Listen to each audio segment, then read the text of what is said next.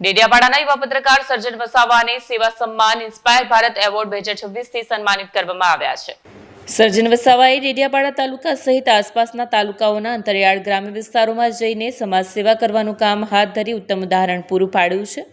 આંતરરાષ્ટ્રીય માનવ અધિકાર સુરક્ષા પરિષદ નવી દિલ્હી દ્વારા doctor BR Ambedkar hall, collector કચેરી, ભરૂચ ખાતે 9 માર્ચ 2026ને સોમવારના રોજ સેવા સન્માન ઇન્સ્પાયર ભારત એવોર્ડ 2026નો કાર્યક્રમ યોજવાયો હતો, જેમાં ભારતભરના તમામ રાજ્યોમાંથી સમાજસેવકો, પત્રકારો, શિક્ષકો, પોલીસ, ડોક્ટરો ઉપસ્થિત રહ્યા।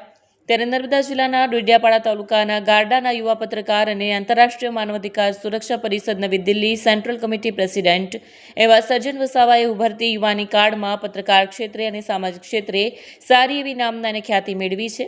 તેઓ લોકશાહીનો ચોથો જાગીર સ્થાન તરીકે ઓળખાતા મીડિયા જગતમાં પત્રકારત્વનું બિરુદ આપી આંતરરાષ્ટ્રીય માનવ અધિકાર સુરક્ષા પરિષદ નવી દિલ્હી દ્વારા આયોજિત સેવા સન્માન ઇન્સ્પાયર ભારત એવોર્ડ 2026 ડોક્ટર દીપક મિત્તલ, ચેરમેન ઉડાન એક પહેલ ફાઉન્ડેશન નવી દિલ્હીના હસ્તે નવાજી સન્માનિત કરવામાં આવ્યા છે।